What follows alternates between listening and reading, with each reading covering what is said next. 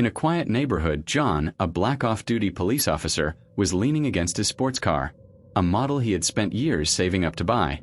The day was pleasant, and he had planned only to relax. However, the calm was broken by the approach of a patrol car. From it stepped Officer Mark, who looked at John with a suspicious expression. Visibly tense, Mark questioned John about what he was doing there, claiming he matched the description of a suspect. Despite Mark's threatening attitude, John remained calm, explaining that he was also a police officer. He even showed his badge. Instead of defusing the situation, this seemed to irritate Mark even more, who became verbally aggressive. He demanded that John step away from the car, without giving any clear reason. The tension escalated, and Mark, with his arm extended, shoved John against the vehicle. Mark's aggression didn't stop there. He tried to handcuff John and threw him to the ground.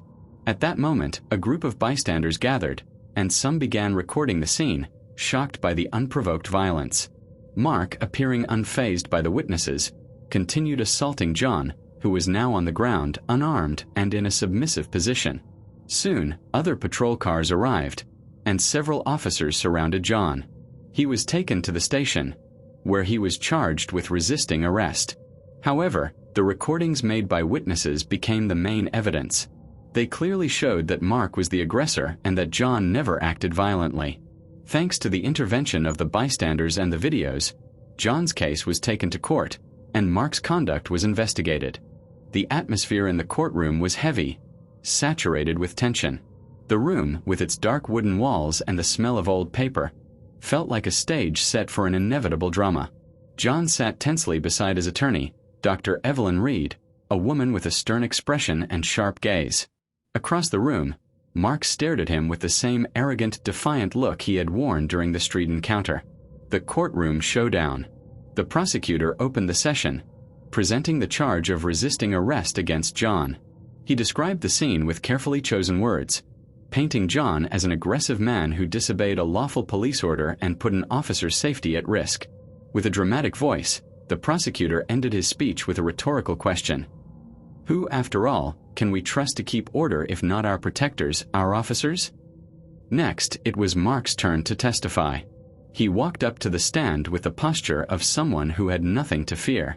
Raising his hand, he took the oath with forced conviction, glancing sideways at John. Mark began his account, describing the encounter as a routine stop.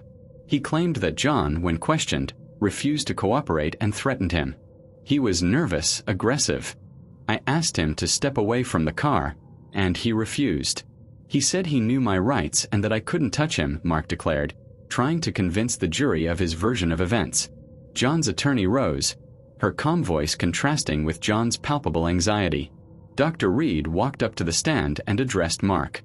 Officer Mark, you claim that Mr. John was threatening. Yet, there is no evidence that he made any verbal or physical threats, correct? Mark hesitated for a moment. He had a threatening look. The way he stared at me, it was as if he was challenging my authority. Dr. Reed smiled faintly. So your accusation is based on a look and a stare? Tell me, officer, did your training teach you how to read minds? Or perhaps how to judge someone's character based on their appearance, on the color of their skin? The last question echoed through the room, and Mark, visibly uncomfortable, tried to defend himself. I was just following protocol, he replied, his voice quieter. The video and rising tension. Dr. Reed then called her next witness, one of the bystanders who had recorded the assault. The witness, a middle-aged woman named Sarah, took the stand. She confirmed that she had filmed the scene and, under oath, stated that she had not edited or altered the footage. The judge allowed the video to be shown. The courtroom fell silent, and every eye turned toward the screen. The footage showed John in his hoodie and casual clothes, leaning against his car. Mark's aggressive voice was clear, as was John's calm response. The moment when Mark shoved John against the car and John fell to the ground was the climax of the video. The outrage in the audience was almost visible. When the video ended, Dr. Reed turned to Mark. Officer, the video we just watched shows you pushing and assaulting Mr. John, who at no point reacted violently. How do you explain this discrepancy between your testimony and the truth? Mark's face flushed with anger. "That video is edited. It's media manipulation meant to tarnish the honor of a police officer. I was only trying to control the situation, but he was resisting." John's attorney stared him down, her voice firm.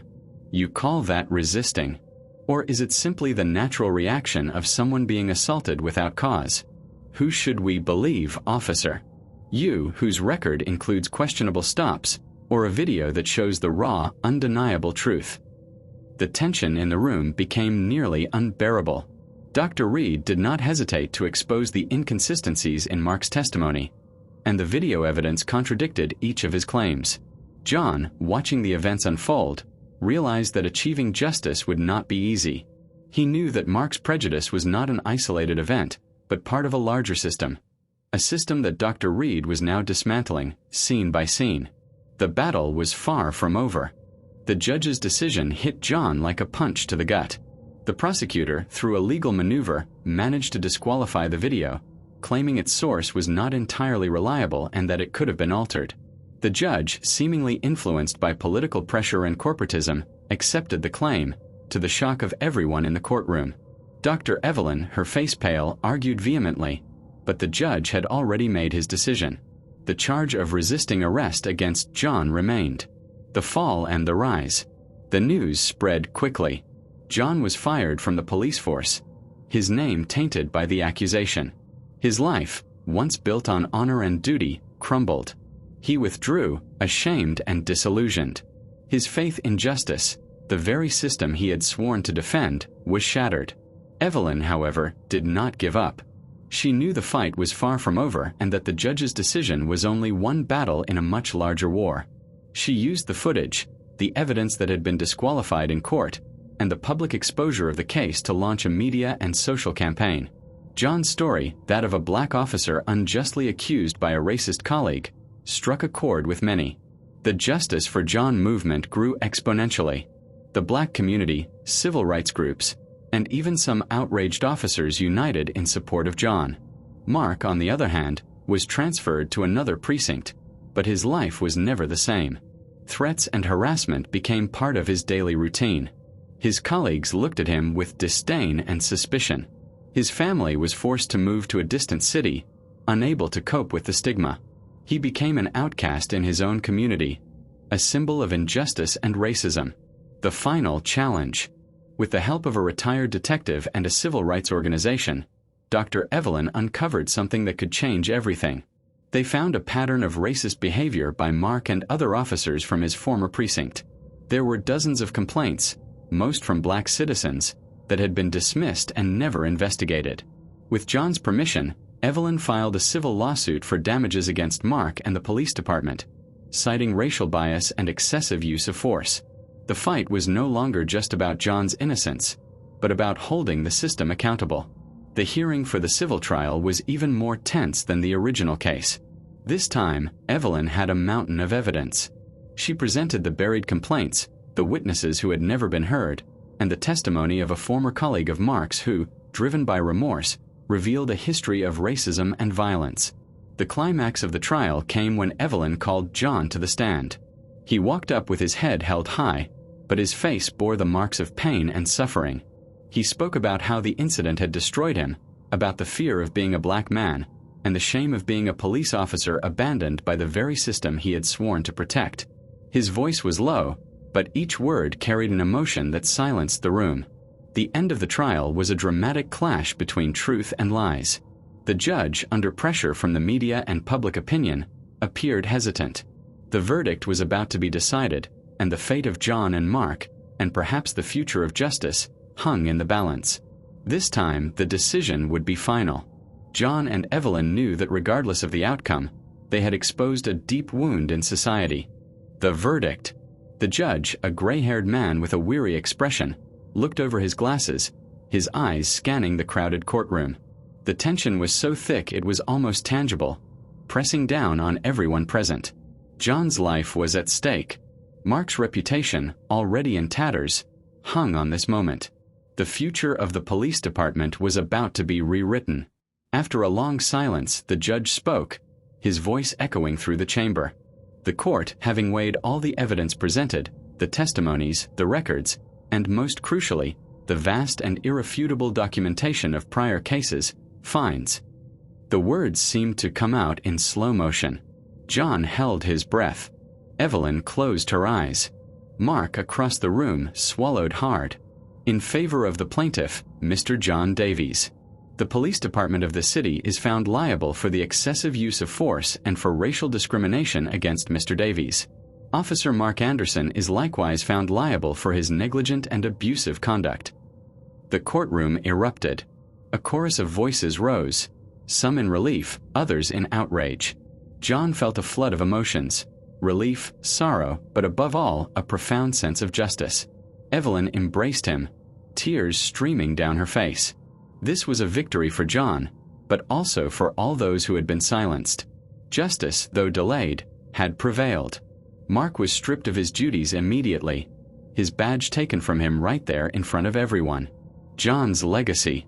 John's victory was not just a legal battle one. It was an earthquake that shook the very foundations of the police department.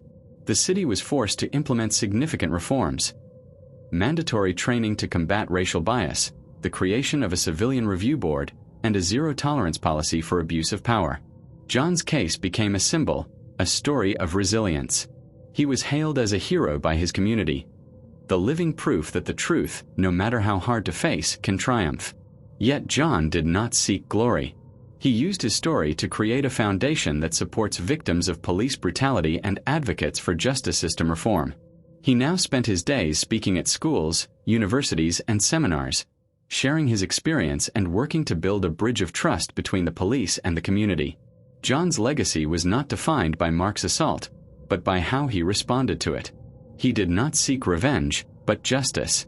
His victory became a beacon of hope, showing that even in the darkest of moments, the light of truth can shine and guide the way toward a more just and equitable future. Time is the only judge that cannot be bribed. And as the years passed, John's legacy and Mark's downfall became an urban legend, a warning to everyone. John became the face of change. He and Evelyn, who had become inseparable friends, opened a consultancy for police reform. They traveled across the country sharing their story, and their organization, the Foundation for Fair Justice, grew into a national force. They helped pass laws that made police brutality far harder to hide. Mark, on the other hand, was lost to darkness. His wife and children left him. He couldn't find work, and his name became synonymous with prejudice and injustice. He lost everything: his career, his family, his honor. He became a tragic figure, a living reminder that hatred corrodes the soul and destroys everything around it. John's story was not a fairy tale, but a saga of resistance and perseverance. He was not a perfect hero. He suffered. He felt anger. He felt despair. But he refused to let hatred consume him. He transformed his pain into a cause, his defeat into a victory. His struggle became a beacon of hope for all who suffer injustice, and his story became proof that justice, however slow, always finds its way.